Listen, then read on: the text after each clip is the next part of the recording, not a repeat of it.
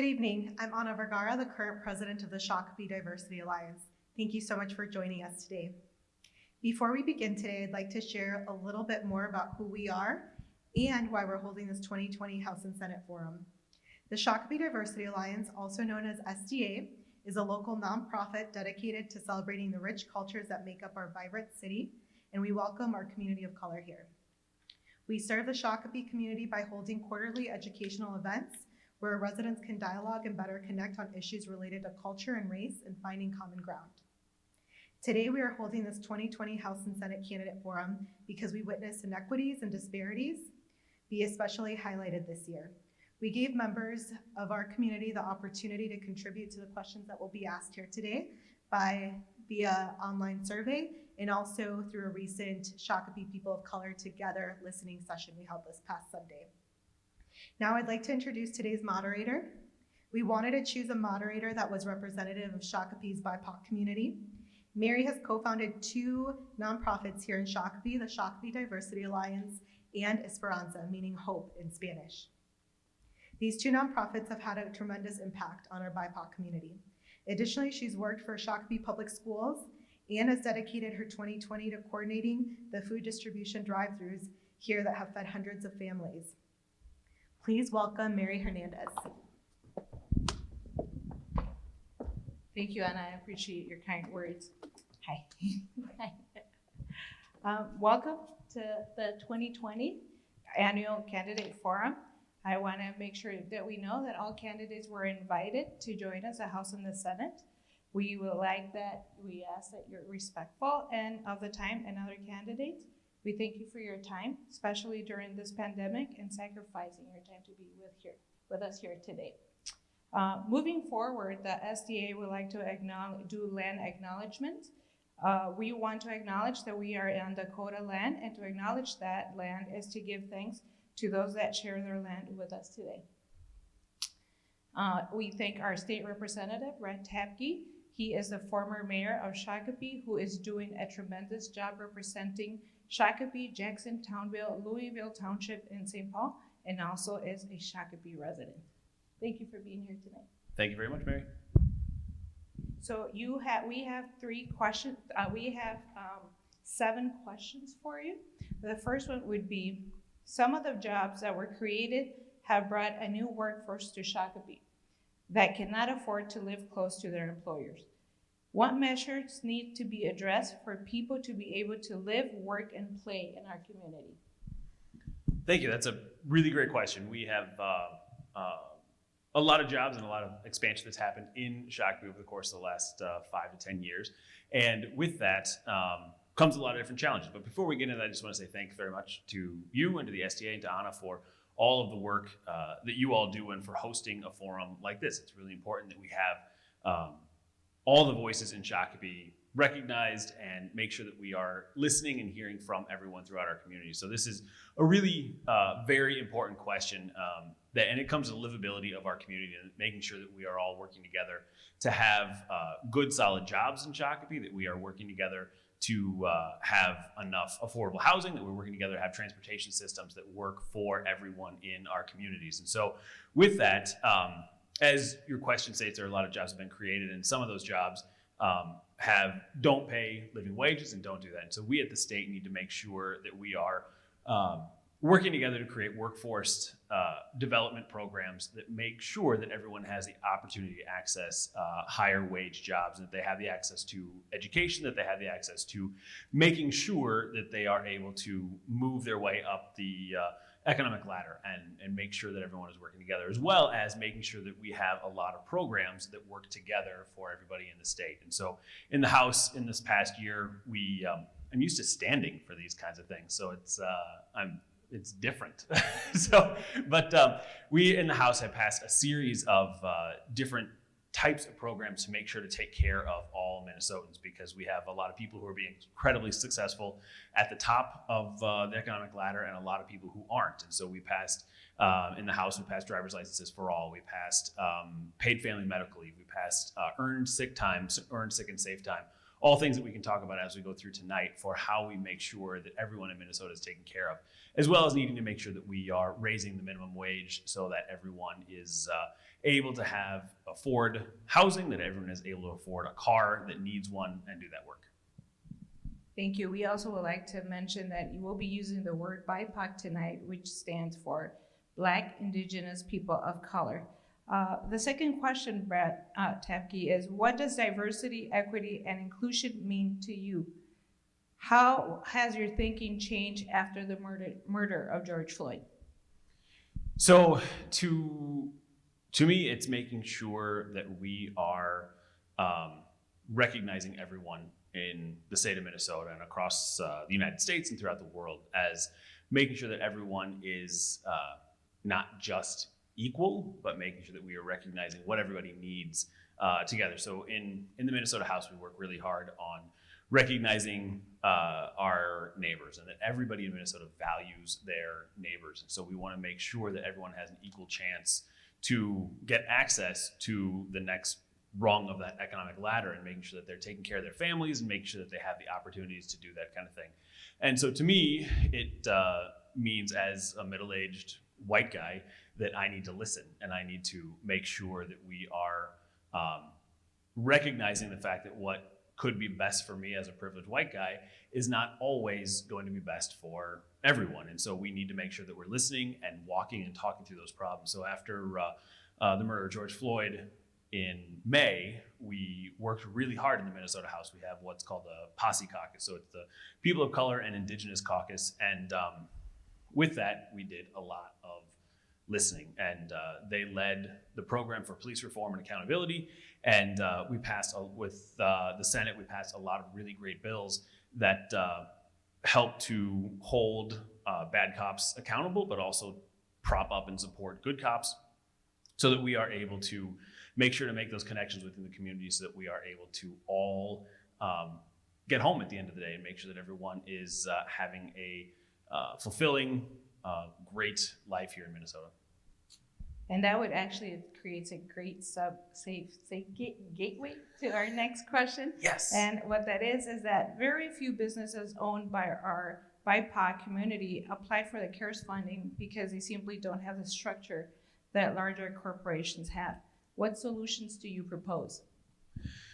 Yeah, so I keep going back to legislation that we passed in the House. And so this summer, since we've been in this crisis with coronavirus and COVID-19, we have done a lot of work in the legislature and worked together to get a lot of different kinds of things done for Minnesota. And some of it's been really easy and everybody has just kind of held hands and walked forward together. Some of it's been really difficult and we kind of had to all work back and forth for a long time to get there. But this is a really good question because when the PPP funds came from the federal government, a lot of folks didn't have the ability to access those funds because the larger banks, by market, they went and they worked together closer with the larger businesses and with people who could pay them lots of money and had big accounts with them. And so a lot of the small businesses in Shakopee and especially the BIPOC community businesses got left behind and weren't able to get access to that money as easily as other folks were. And so in the House, what we did was we passed the legislature passed a bill and Representative Mahoney really worked hard on this to get a bill that had small grants for small businesses. And so they were directly geared toward minority-owned businesses. And so we worked to get a lot more money out the door. I forget what the number was. You can ask Senator Pratt that when he comes up because he'll remember that exact number. But so with that, we worked to make sure that we're recognizing. So I also, not long after the beginning of the civil unrest on Lake Street, I organized I was talking to Representative Knorr, who lives down there and represents part of that district. And we were trying to find ways to help our Minneapolis representatives and try and find ways that we can help share the message so people understood what was going on and how devastating the riots were and everything that was happening all at that same time.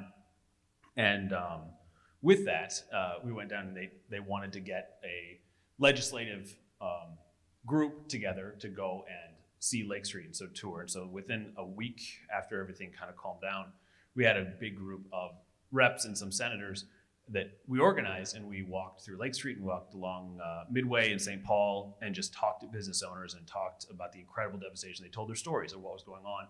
And from there, we worked a series of packages to try and help those businesses. And there's still some more work that absolutely has to get done with that.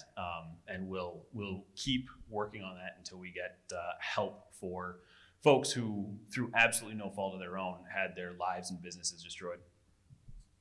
As we go across this pandemic and with COVID-19, small businesses, as you mentioned, have been severely affected. What will you do for small businesses to survive while also encouraging and supporting new businesses, entrepreneurs? Yeah, so this is the big question of as we get into whatever our next economy looks like. And I think that really has to focus on new entrepreneurs and small businesses and our immigrant and BIPOC communities are really critical on what those next steps look like. So Shakopee, we have a lot of immigrant-owned businesses. We have a lot of BIPOC-owned businesses, and we need to make sure that we are doing everything we can to foster those businesses and bring those forward, because that is where a lot of our CARES Act money that came from the state, a lot of that went to local communities, and a lot of those local communities are figuring out how to best utilize that money. And so Scott County and Shakopee are very much using that CARES Act money that the state moved down onto the local governments, and using that for business development, and using that to help teach new skills, and using that to help prop up those businesses so that they can be successful until we get to the other side of whatever that other side looks like right now with COVID-19. And so with that, we need to make sure that everyone in the state of Minnesota, and especially in Shakopee and Scott County, are wearing masks, that they're staying distance from one another, they're washing their hands, they're doing everything we can. Today, we had the highest death count since May. This was tied for the highest death count in all of Minnesota's experience with coronavirus. And so we had 35 people that were announced that have passed away because of COVID-19. And we have the highest hospital bed use that we've had so far during this. So we are not out of this whatsoever. We must continue to work together, and we must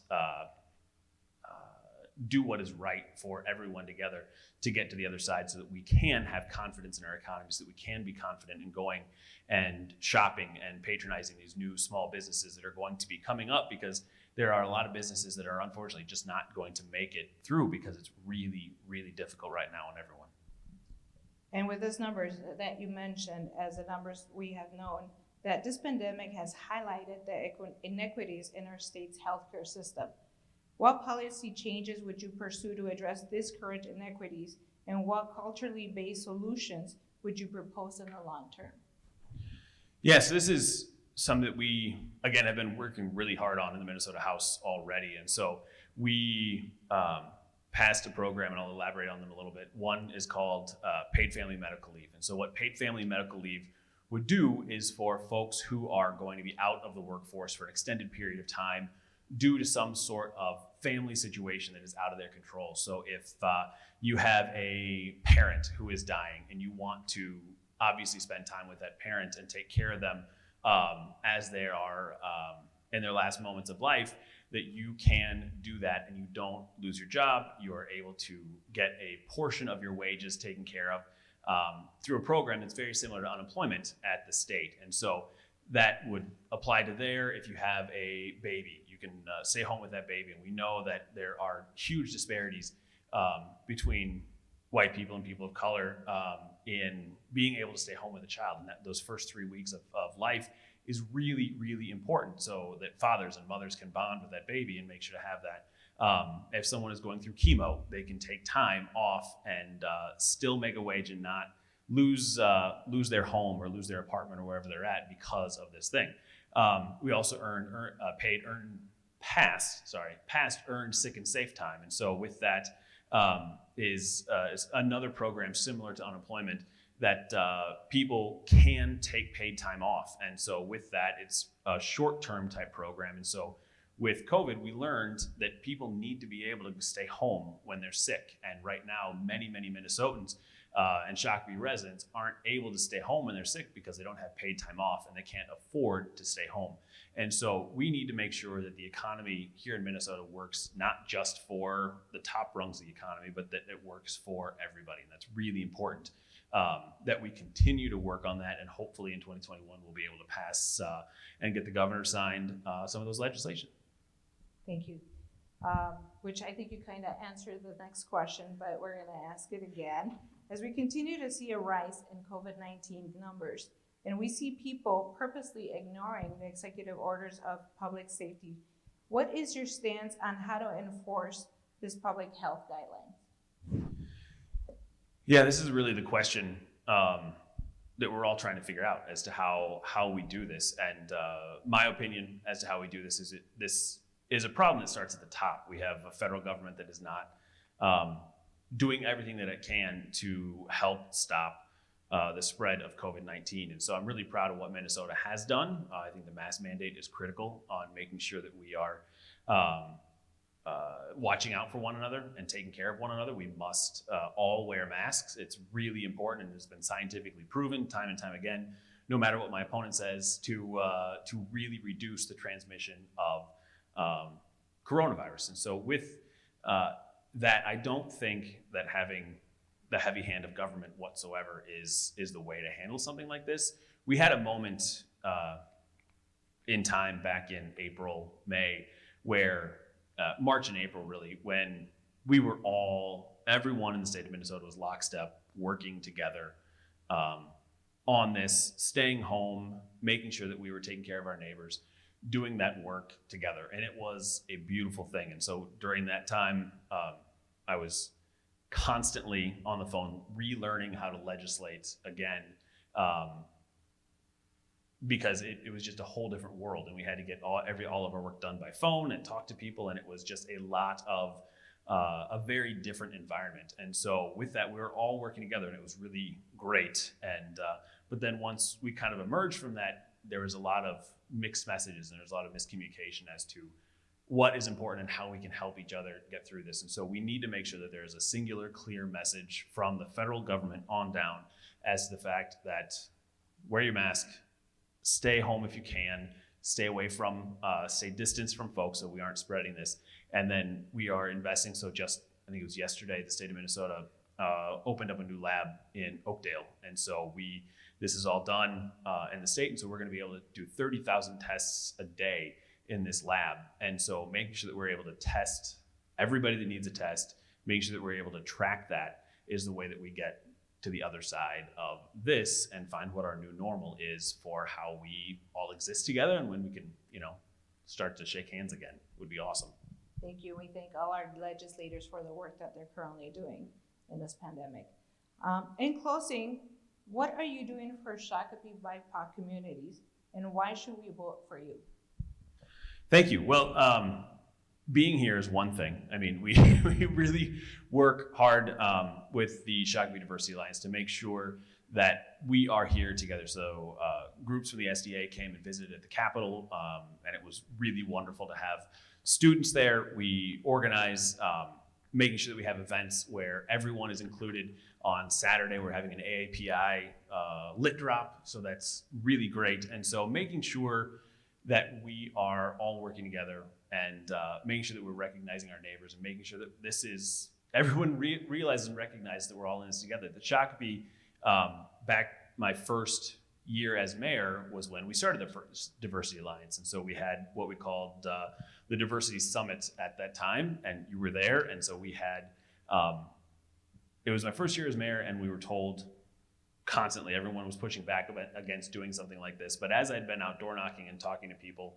Shakopee doesn't look like me. Shakopee looks like all of us together. And so Shakopee has a higher percentage of non-white folks than Minneapolis does. And so we're an incredibly diverse community, and people just didn't see us for who we actually are. And so it was really important that we had some sort of event and started to recognize, so we can get people in leadership positions, so we can get more people on our boards and on city council. And so we did that work, and we had the diversity summit. We had expected 20, 30 people to show up, and we had planned for 50, and we had well over 100 that came, and it was just an amazing night. And I'm really proud that the Diversity Alliance has come from that night and for the work that you were all doing. And what I hope that everyone in Shakopee votes for me for is for the work that I'm doing. We are working across the aisle. We're working really closely together with Republicans, Democrats, I don't care who it is. We work together to get work done for Shakopee. And so I would love to continue to do that work in the Minnesota legislature. It's been my honor to represent everybody in our community. And I hope from that, people know the work that I've been doing, and will reach out and talk anything you need, anything you have questions about. Would love to chat, and I hope to earn your vote this November. Thank you so much, Representative. Thank you for being here tonight. We appreciate it. Thank you.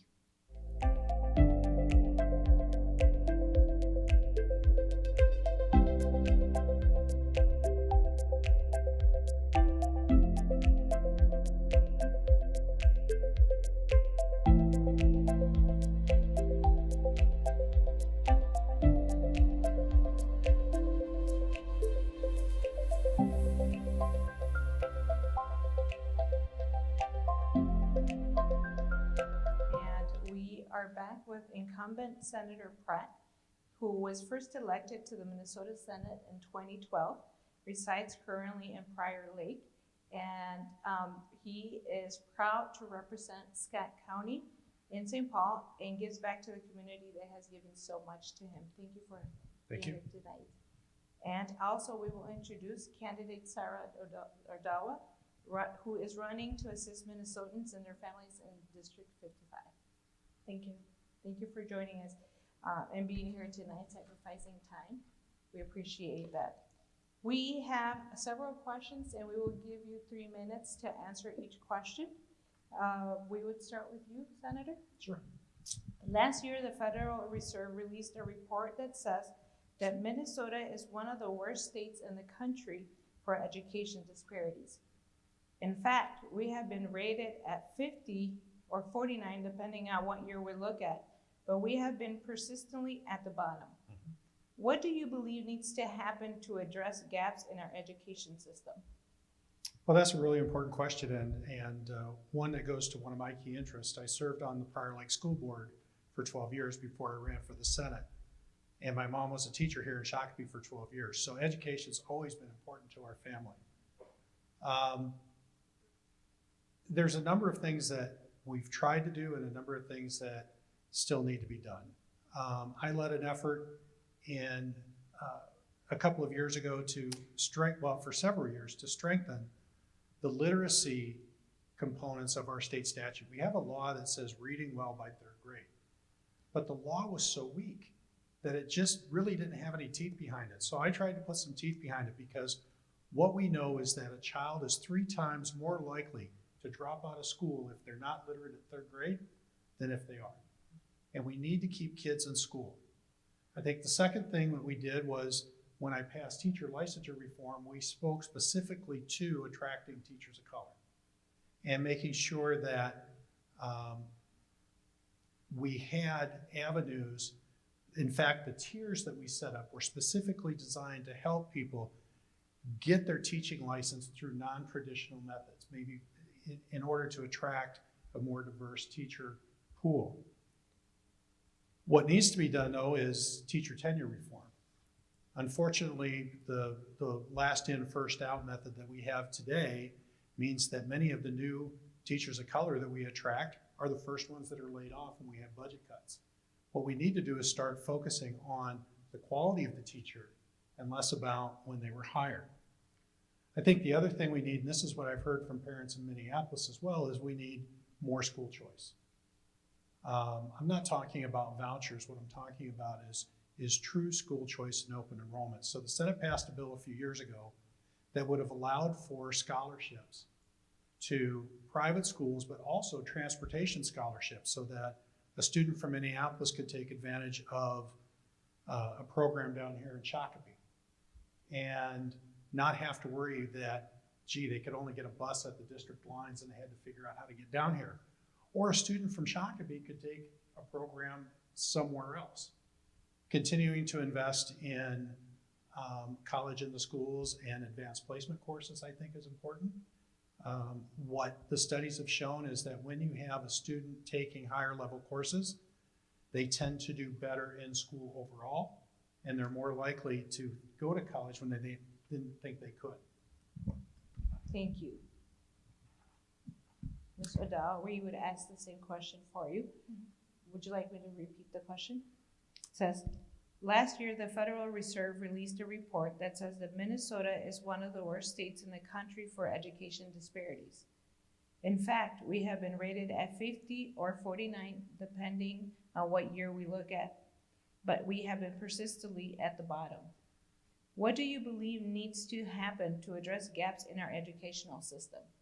Yes, and thank you, Mary, and to the Shakopee Diversity Alliance for hosting this wonderful debate in candidate form. I have, in the state of Minnesota, we could say that our marginalized communities are more targeted, and in terms of our disparities in education, we are seeing more students of color who are struggling, who are not able to ensure that they have successful outcomes in their educational learning experiences. We do need to really consider the COVID-19 pandemic that has shown the disparities in our educational systems, not really having the student experiences that we should see.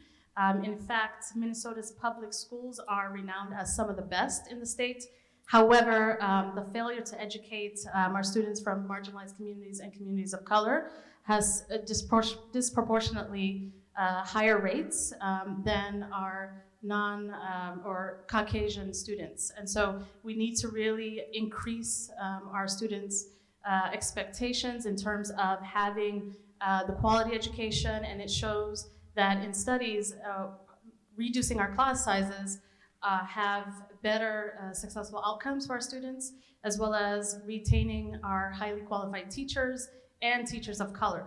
So we need to have that experiences that our students can really portray their students or their teachers of color so that they know that they can identify with those educators. I think also we need to not only reduce our class sizes, but also fully fund our schools. And I will propose that if elected as state senator to ensure that our kids have the best educational experiences as well, high quality education and better wages for our ESPs. Our ESPs as well as our special education teachers are really bearing the brunt, and we really need to increase their wages as well as reducing our class sizes and ensuring that our teachers have better resources and are well equipped to teach their students. Senator, would you like to comment? Certainly.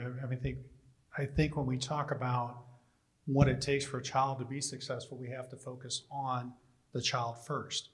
And so what that means is, as Ms. O'Dowd mentioned, we have to make sure that we're putting forth strategies where students can be successful in the classroom. The reason I passed the teacher licensure reform was because I want them to have great teachers in the classroom. We have to have stable and reliable funding, and we've been keeping up with the inflation rate over the last several years and funding our schools. And in fact, we just put forth record funding for our schools over the last budget cycle. And then finally, what we really need is community and parent involvement to continue, and that reaching out. And a lot of that happens here at the local level, not at the state level. Sakura, would you like to comment? I think Senator Pratt has really focused on those points very clearly. We also need to have our parents more involved with their students' experiences, especially during distance learning.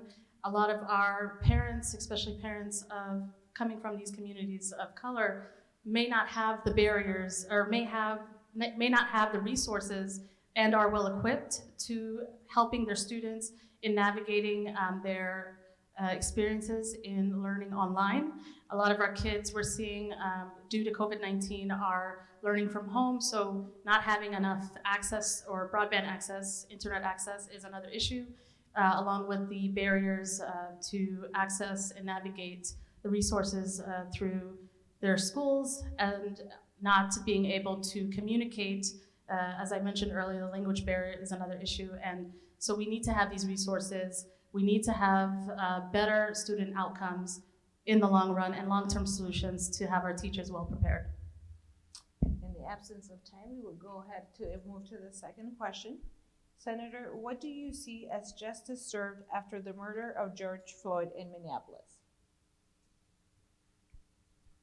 You know, that's a, sorry, I thought I was going second on that one. You know, that's a really interesting question, because I think it very much depends on the background that you come from. A lot of conservatives believe that justice should be blind, but we know that it's not. We see that the justice system has inherent biases built into it. I saw that when I was a football player at the University of Colorado, that my Black and Latino teammates were treated differently by the Boulder police than I was. And I very nearly got arrested more than once trying to help them out. But I think it started a really great conversation and led to the passage of our police reform bill, which banned chokeholds, which added citizens to the post board, which is the standards and training board that police officers use for their licensure. We banned warrior training. We started to have independent investigations through the Bureau of Criminal Apprehension, the Minnesota BCA. And so I think there's a lot of good momentum going there. And I hope we can, I hope we continue to see that, because ultimately we all want justice. We all want fairness. We all want to see the system work. And I'm confident that it will. Because we want the system to work for all. I want the system to work for all. Sarah, what do you see as justice served after the murder of George Floyd in Minneapolis? First and foremost, public safety is the most, or I guess a priority that we really need to work on, and I think it's still in works. Minnesota, we all witnessed the tragic death of George Floyd, and a Minneapolis police officer kneeling on the neck of George Floyd for 8 minutes and 46 seconds. This is unfortunately a reality for most Black and brown Minnesotans. We want to set up our police officers and our police departments for success, and I think it's very important that we emphasize that. It's so important that we acknowledge the fact that this is a reoccurring issue for some communities, in particularly the Black and brown Minnesotans throughout the state and nationwide. Justice, I don't think, has been served yet.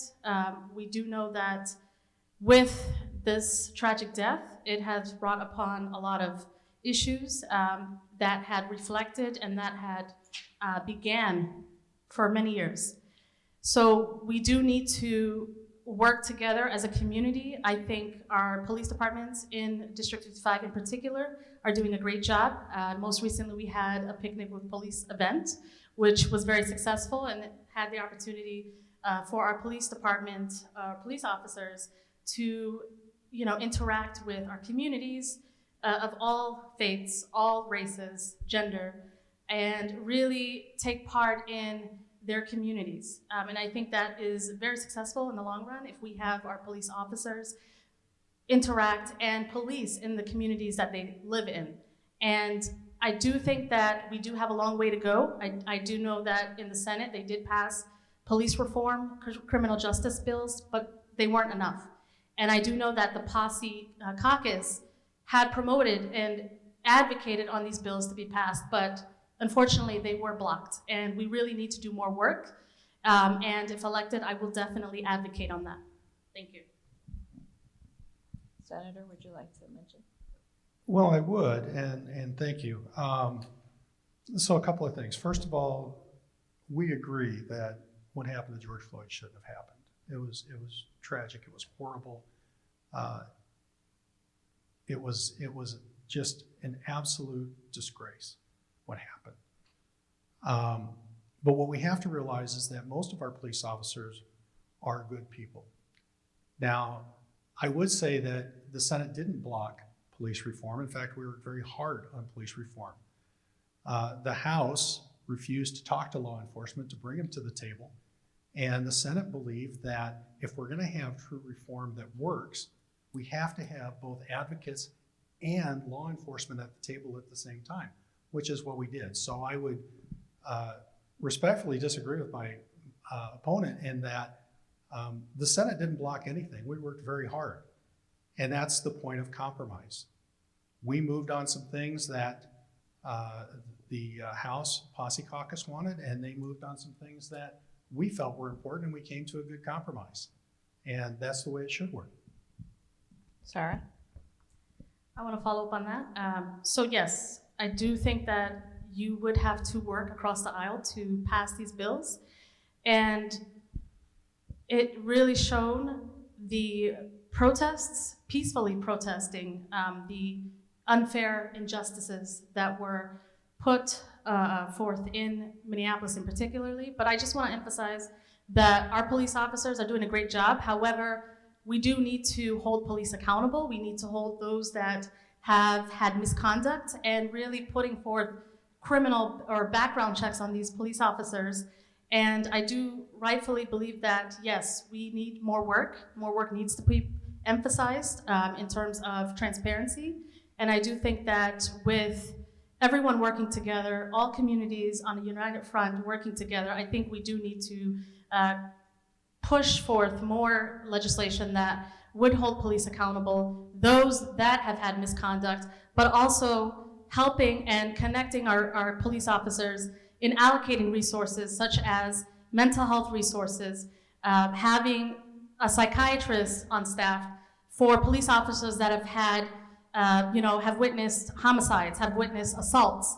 So we really do need to, one, improve our public safety, making sure that our police are well-resourced and set up for success, but also emphasizing the fact that this is an issue that has long been played, the victim.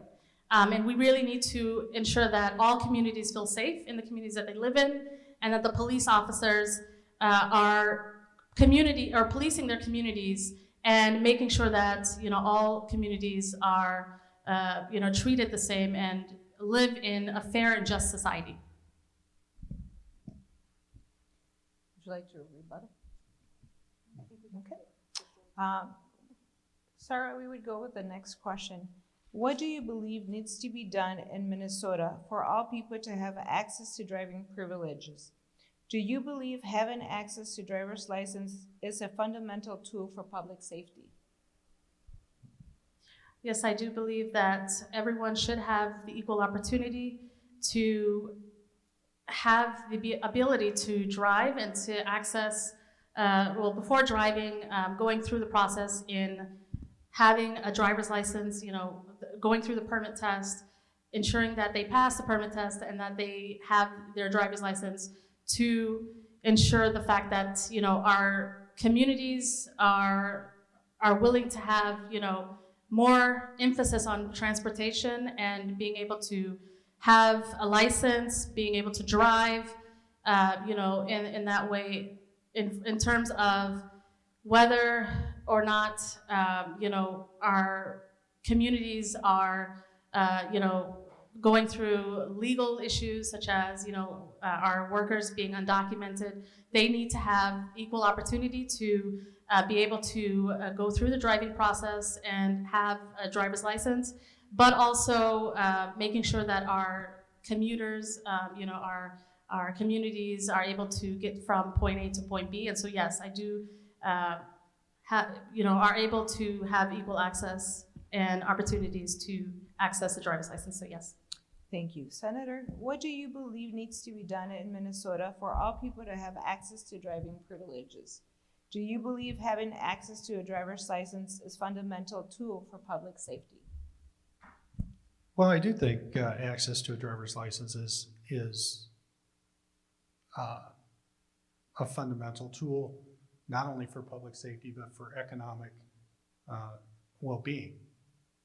I think what we're getting around is that legal immigrants and citizens are able to get a driver's license today. The question is whether or not someone who entered the country illegally should be able to get a driver's license that would then act as a de facto ID. And many of the rules that we have in place were not meant to stop driving for illegal immigrants. It was really meant as a way in response to the 9/11 terrorist attacks, when we found out that our driver's license systems were too lax and not really identifying who the people were that were getting a driver's license. And I don't want to encourage people to cross the border. We've seen stories time and time again about how dangerous that is. What we need to do is we need our federal government to fix the immigration system overall and come to an agreement on the status of the people who are undocumented today, so that then we can move forward and treat them as legal residents and as parts of our community. Sarah? Yes, so the fact that our immigration system is really at, it's an issue at this point. We've had the administration, put halts on our travel bans. In fact, our undocumented allies or, friends who are going through this issue, and it's impacted their families, having been separated from families. I've spoken to a couple people who have experienced isolation, who have experienced or who have known family members who have either been separated, due to not being, not having a status.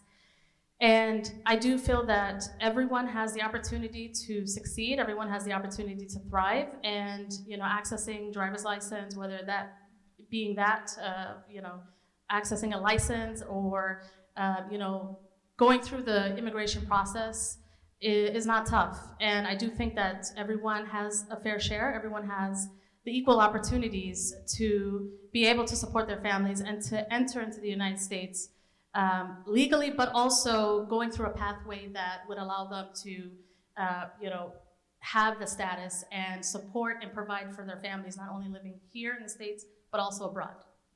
Thank you.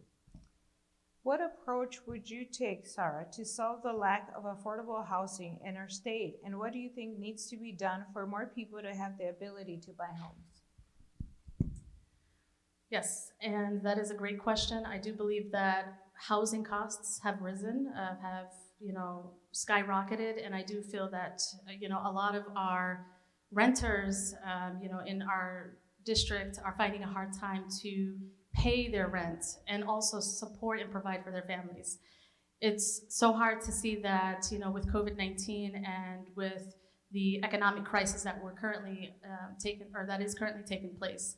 A lot of our families don't have the means to be able to afford, rent that is, exceeding 30% of what they can already afford.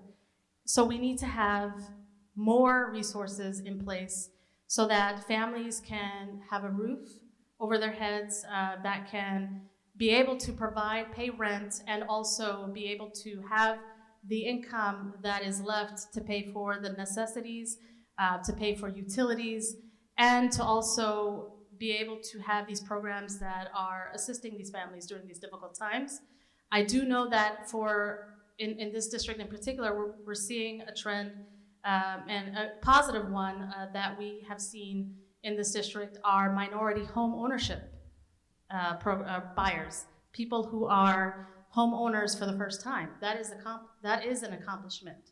However, the housing costs have exceeded, and we really need to work towards better programs that would be able to have investments, I guess you could say, towards housing development, more affordable housing that is accessible and that people are able to stay for a long period of time. Thank you. Senator, what approach would you take to solve the lack of affordable housing in our state, and what do you think needs to be done for more people to have the ability to buy homes? Well, that's a really great question, because in a lot of ways it goes to the very heart of what the American dream is. And I've worked on a couple of Habitat for Humanity homes. And one in particular was for a family that had immigrated here probably 6 years before, and they were finally getting into their first home. And I'll never forget the wife looking at me and saying, I dreamed of this when I was a little girl. I dreamed of having a backyard. That was her American dream. But the fact of the matter is that building in the Twin Cities metro area is more expensive than a lot of the other comparable sized metro areas we have. Why is that? Well, Senator Rich Draheim has done a lot of work on this, and I've done some as well. And there's a couple of things that I think we need to do. First of all, we need to reduce the cost of building a house. We have regulations in place right now that make it more expensive to build affordable housing and starter homes than it does the big expensive homes. So we need to roll back some of those regulations that are adding to the cost. Second, the Met Council, and they manage what's called the MUSA line, the Metropolitan Utility and Service System. And they, in fact, keep a lid on available property to develop. So the property within the MUSA line, the prices go up, while just over the MUSA line, the prices are a lot lower for land. And we need the Met Council to do a better job of managing land inventory, especially down here in Scott County, where we're seeing tremendous growth. And we've had some of our growth and development hampered by that. And finally, we need some price transparency when it comes to the fees that cities, counties, and other governmental agencies are charging on these homes. And I'll give you one example was that we looked at it, and something we still need to fix.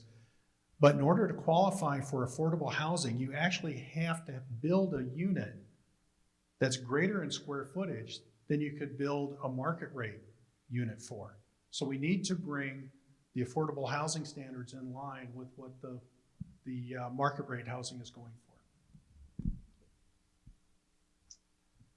We'll move to our next question. What does it mean for you to have a commitment to diversity? How have you demonstrated that commitment, Senator? When I think of diversity, I think back to the very founding principles that we have. And a few years ago,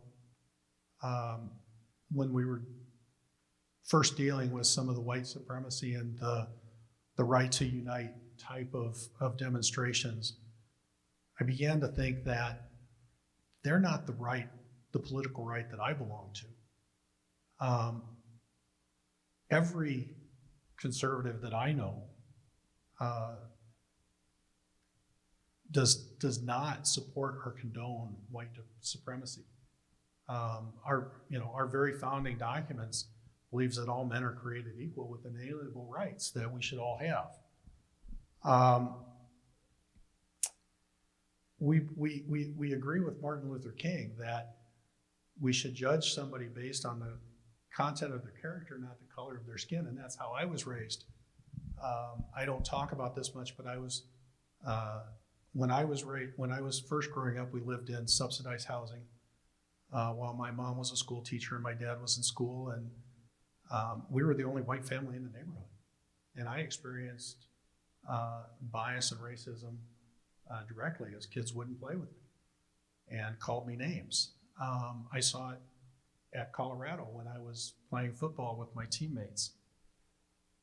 So what we need to do, and what we focus in on the Jobs Committee that I chair, is making sure that every Minnesotan can participate in the economy.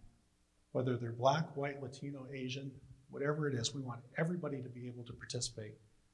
And so we really focus on a few key issues, and one of them is removing barriers to employment. So we've put some of our workforce training funds into getting people that aren't currently in the workforce the skills, and maybe removing the barriers for childcare or addiction or previous incarceration, to get them back in and help them overcome those barriers. Because quite honestly, the best way to get the diversity that we want, the best way to get the equality that we want, is to get everybody working together in this economy and getting everybody a job that wants a job. Thank you.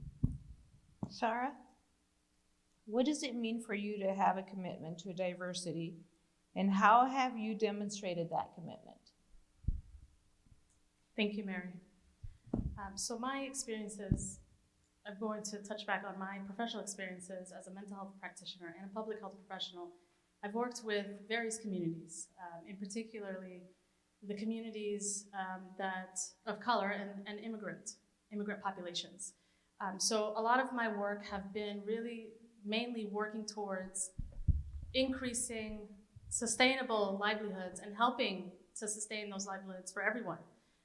And personally, from my own experiences, I'm a first-generation American. My parents immigrated to this country in 1984 to New York City. And the struggles of a new immigrant, the struggles of going, learning a different culture, learning a different language, a different custom is very, very challenging. And taking on jobs that are essential. My father was a cab driver. My father worked as a manager of the gas station early in the 80s. And so a lot of the issues that we're seeing right now with a lot of our communities, especially communities of color, we really need to ensure that they have equal opportunities to live the American dream. And those are the values that were instilled in me growing up and going to school and working towards giving back to my community. And a lot of the issues that we're seeing right now with our workforce, people not having the same opportunities, we really need to educate, our communities that, are living in our district. I've seen myself firsthand racism. I've experienced it. It's not fun. It's not easy being told to go back to your country. This is my home. Everyone should feel welcomed. Everyone should feel, that they have a sense of contribution to society, because they do. And we need to see our communities unite. We need to work in solidarity with one another, because we all contribute to the workforce. We all contribute to our economy.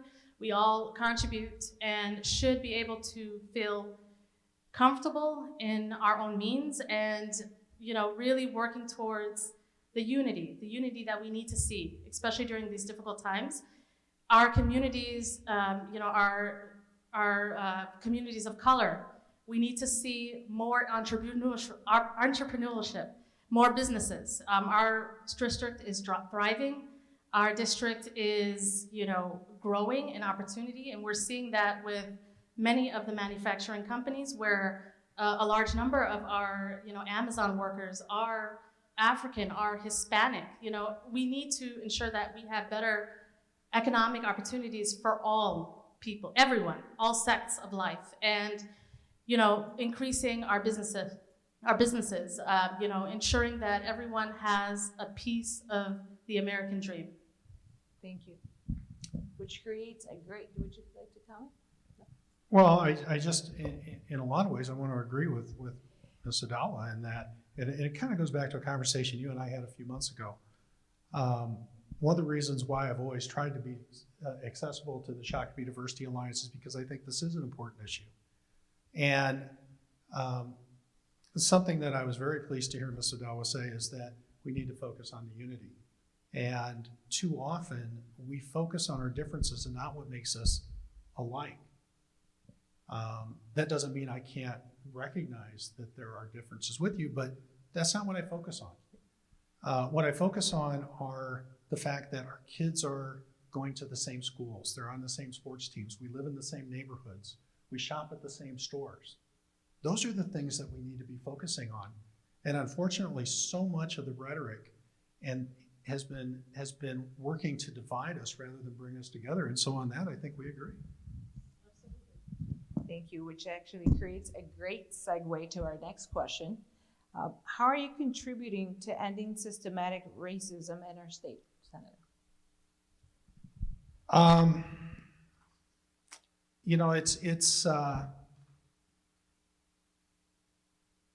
I think it's having, I think there are some personal things that I'm doing, and I think there's some things I'm doing at the legislature. And at the legislature, we've already touched on some of them. It's economic equality, or educational equality.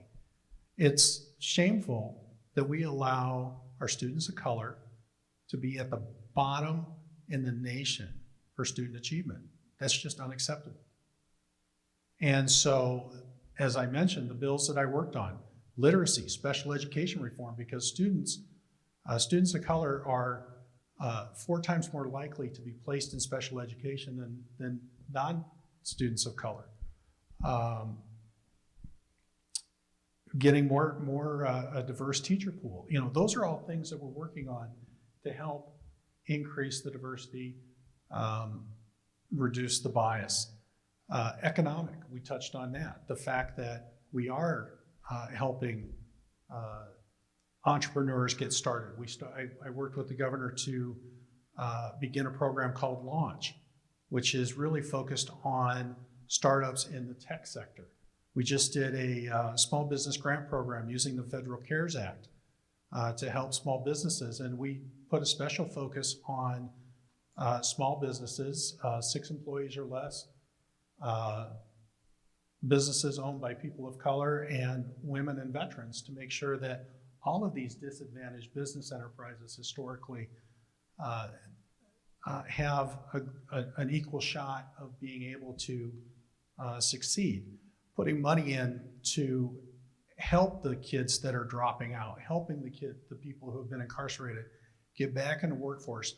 That's the economic equality, but then also passing wage theft legislation on a bipartisan basis to make sure that if you earn a wage, you're paid that wage. And that's something that it's not a partisan issue. We all agree on that. Personally, I just try to model it and be respectful as best I can.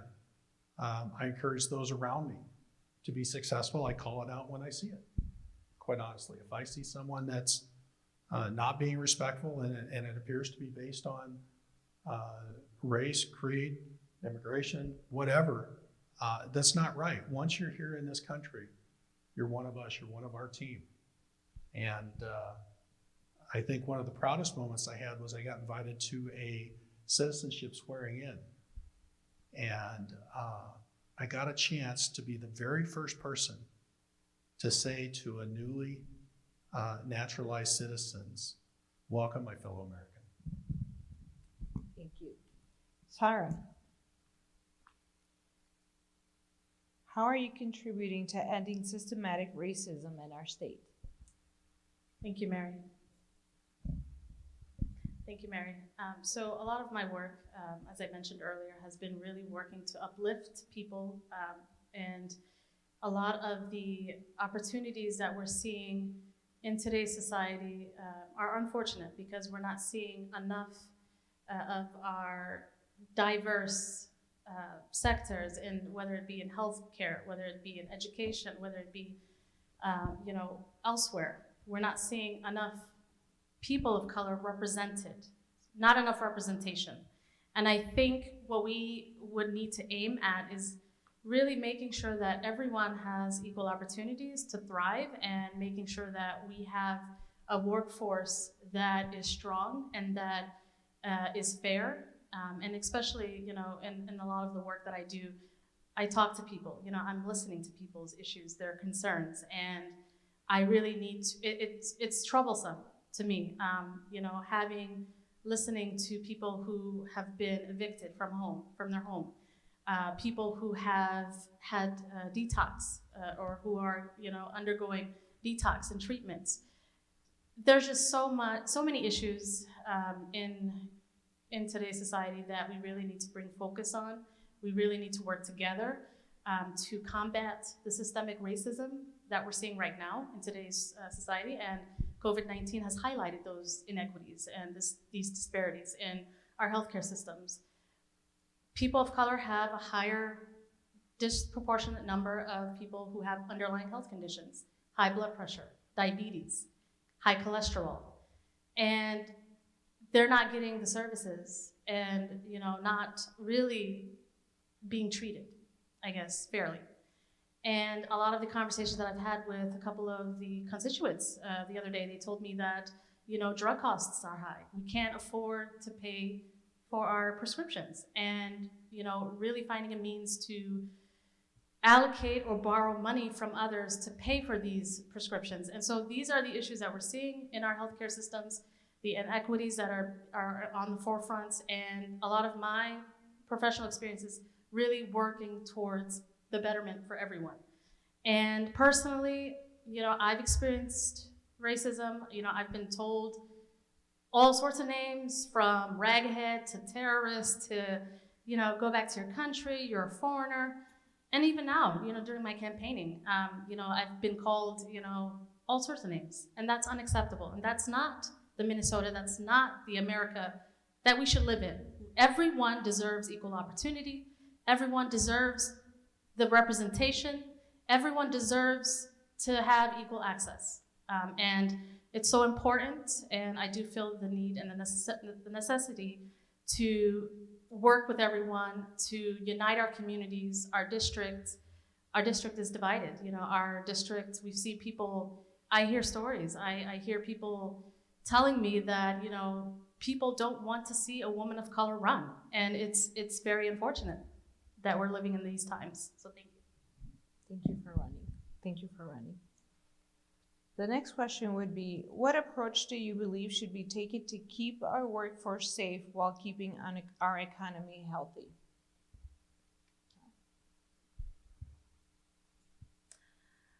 So workforce, we really need to strengthen, as I mentioned. I think, you know, the pandemic has highlighted, you know, the inequities in our healthcare systems, and really preparing our workforce to ensure that their safety, and not only their safety, but the safety of their employees, their safety of their customers are their number one priority. And the planning, the preparing for face masks, you know, the hygienic necessities, the hygienic, you know, tools, such as, you know, cleaning their spaces, their workplaces, ensuring that we have our economy. You know, I know that it's right now we're at a crisis and we're in a recession comparable to the Great Depression.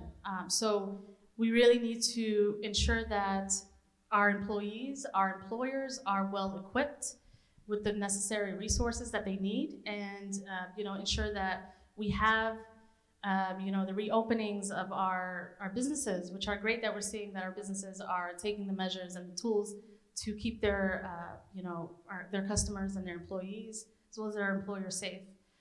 But I do think that we need to really focus in on the pandemic and the, you know, finding effective solutions for the long term that will, you know, ensure that everyone has the well-equipped resources, the PPE, you know, in terms of healthcare setting, you know, hospital beds, you know, ensuring that everyone is safe and protected should be their number one priority. Thank you. Senator, what approach do you believe should be taken to keep our workforce safe while keeping our economy healthy? Well, as chair of the Jobs and Economic Growth Committee, this has certainly been one that's been on my really top of the list since we started reacting to the pandemic. And I can say that one of the first things we did was pass a legislation that it modified the unemployment insurance program so that through the end of the year, and we may decide to extend it even further, you no longer have to wait 7 days. We were able to put a pause on looking for jobs to make sure that if people were laid off due to the pandemic, they had the economic resources available to them to keep their families going. Now, the federal government passed rules and regulations around the fact that if you're sick, if you're quarantined, you still have access to those unemployment benefits. Where I've been critical of the governor is in the lack of balance that we've had in the executive orders and how we've addressed that pandemic. I was part of a bipartisan working group in the Senate that was talking about what we should be doing around the pandemic and realizing that the governor's orders were hurting small businesses over the big box retailers. So many of our minority, women-owned, veteran-owned, immigrant-owned businesses were hurting worse than our big corporations. And yet we were allowing 200, 300, 400 people in those facilities to go shopping, and we couldn't allow 2 or 3 people at a time to go in. What I suggested to the governor was that we rely more on the industries to develop criteria, and let's have the state take a look and say, does that meet what we're trying to do? Rather than the approach the governor's taken in trying to micromanage every aspect of our response. And so a great example was when we had that meeting, the landscapers and nurseries came forward and said, we've already developed a whole protocol. We are invested in keeping our employees and our customers safe and healthy. And here's the protocols we're willing to put forward. Just tell us if they're enough or not, and we'll modify them. And that's where we need to be. We need to be partnering with the business community. We need to be partnering with industry to make sure that, again, everybody's at the table and working together, rather than having one person dictate the rules down to the nth level that causes the very inequity and disparities that we're seeing today. Thank you, which creates the segue to our next question. As this is critical to everyone, we will ask you the same question we asked the House representative. This pandemic has highlighted the inequities in our state's healthcare system. What policy changes would you pursue to address this current inequities, and what solutions would you propose in the long term? Senator. As you're looking at me. So, you know, this has been really interesting to see the disparity in health. And, you know, I think back to one of my first years in the Senate when we passed MNsure following the Affordable Care Act. And we had about a 6% uninsured rate, meaning that 6% of Minnesotans were uninsured. We got that down to 3%, but today where we sit, we're still at 6%. We haven't moved the needle. I think one of the most important things that we did, and was led by the Senate, was to create the premium security account. So we put money into an account for those with chronic and pre-existing conditions, predominantly, to help cover those costs, much like we did back in the days with MCHA, which was specifically for ensuring that people with pre-existing conditions had access to health insurance. And quite honestly, the system has been more successful than we could have ever imagined. So now the question has to be, we've got more affordable premiums than we've ever had, either through the exchange or through somebody's employer. And so how do we get people who aren't taking advantage of those systems enrolled? And if those people are BIPOC, then we need to be reaching out to those communities specifically to encourage them to get that insurance, to make sure that their families are safe and healthy. In addition, I worked on access to affordable insulin, both an emergency program and a long-term affordability plan, and I was really honored to be invited to the White House to see the signing of an executive order that really addressed many of the issues that I saw around the fact that many of our drug costs are on the rise because of the influence of pharmacy benefit managers that are taking kickbacks from the manufacturers. They're demanding kickbacks from the manufacturers. And then also to make sure that insulin and other really life-saving drugs are available at an affordable cost and accessible. Thank you, Senator. Sarah? This question is critical, and we will ask you the same question we asked the House representative. This pandemic has highlighted, as you mentioned, the inequities in our state's healthcare system. What policy changes would you pursue to address these inequities that currently are, or what solutions would you propose in the long term? Thank you, Mary.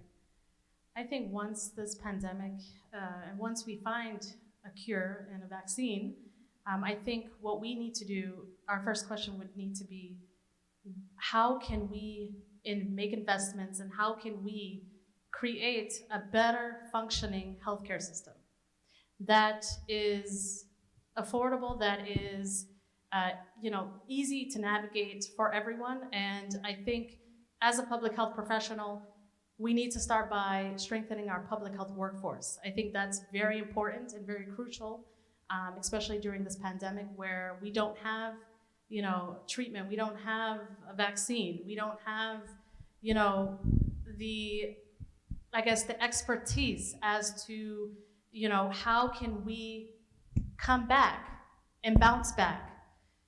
And in doing so, we really need to create policies that are, ensuring that we have a public health sector and better emergency planning and preparedness. I think also community health is important in our communities. We need to have easy access and preventative measures and programs to, allocate resources to our clinics, to our hospitals, better functioning programs that will promote health literacy for our communities that don't have, a language barrier, that has a language barrier, and that English is their second language. And so having a health literacy program, icons, symbols that would easily, project a patient to take the correct medications,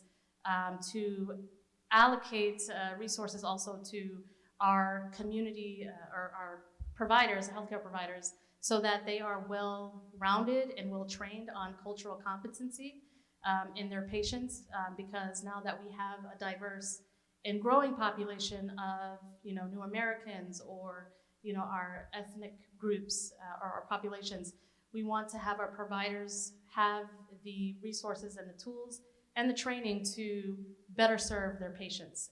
And especially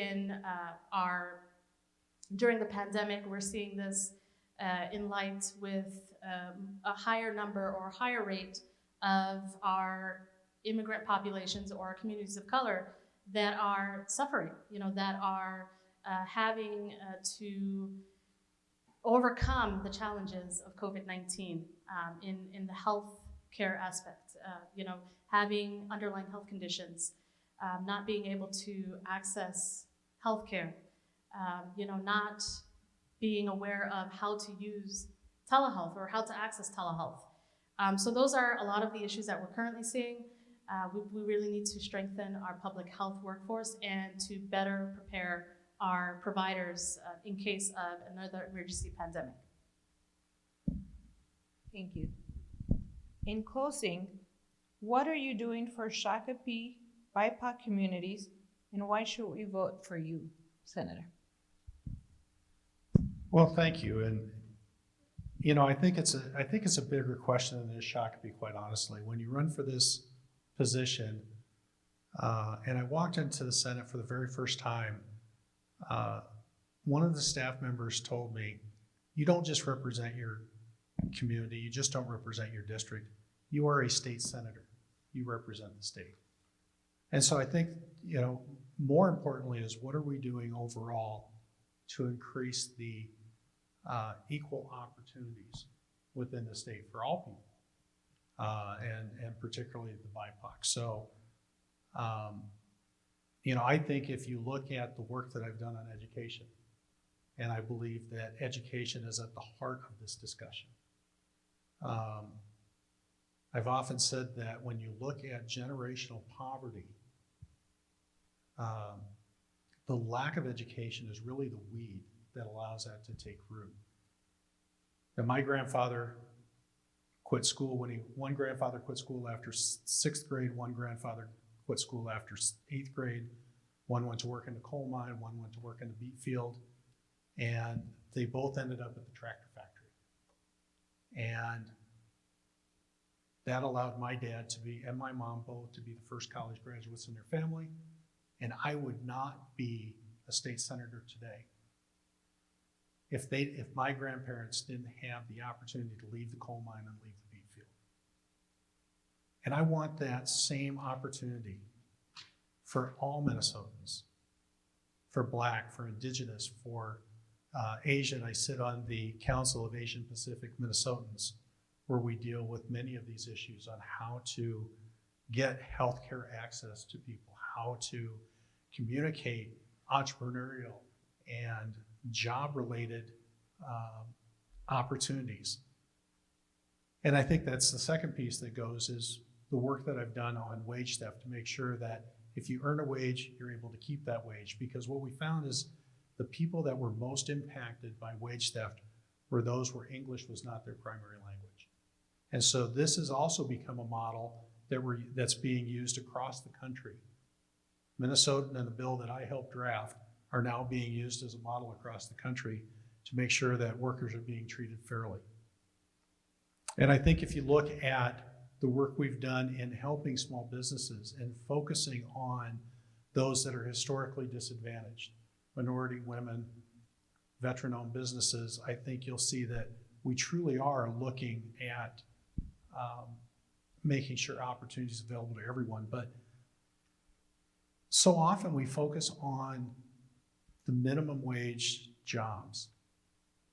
And as the Jobs and Economic Chair, what I really want to do is start not creating the minimum wage jobs. We have plenty of those. What we need to do is start creating the careers, the high-paying careers that don't just mean that you're doing this job for the next 20 or 30 years, but you now have a career where you started a job and you're able to progress and move forward and really build yourself up to make sure that you can break the generational poverty or the disadvantages that immigrants have coming into the country for the very first time. So that's what I've done for these communities, and I hope to continue to serve them in that way and continue to champion economic prosperity and really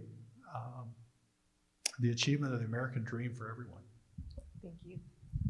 In closing, Sarah, what are you doing for Shakopee BIPOC communities, and why should we vote for you? Yes, and thank you, Mary. So my campaign and I have been really focusing in connecting with the constituents and their needs and their concerns. Their priorities have clearly shown us that COVID-19 is the most important issue of this election. And the schools are tied to COVID-19. The economy is tied to COVID-19. People's lives are tied to COVID-19. And so as a public health professional and a mental health practitioner, I have really worked endlessly with all communities, regardless of their race, gender, and zip code, to ensure that everyone has a sustainable, thriving, and successful outlook in their lives. And in doing so, as your state senator, I will focus and really put forth the necessary changes needed to bounce back from COVID-19, to ensure that we have the health and safety protections that are currently in place by our governor, and that has really shown that we've had better responses to COVID-19 than other states. And so as a state senator, I will focus primarily on really strengthening our public health infrastructure, bringing investments back to our district, ensuring that everyone has equal access and opportunities to succeed regardless, uniting as a district, really ensuring that everyone is represented regardless of party affiliation. We need to ensure that everyone feels safe and welcomed, and that everyone has a piece of the American dream and opportunities that really puts forth what we all embodied as Americans, as Minnesotans, and as community members of District 55. And so I really ask for your vote on November 3rd. I ask for, really to put forth and focus on, the differences that my opponent has versus what I have to offer as a state senator, and really embody and be a positive change for everyone. So thank you. With that, we conclude tonight's 2020 forum for the Shakopee Diversity Alliance, and we thank you for your time and for being here tonight. Thank you.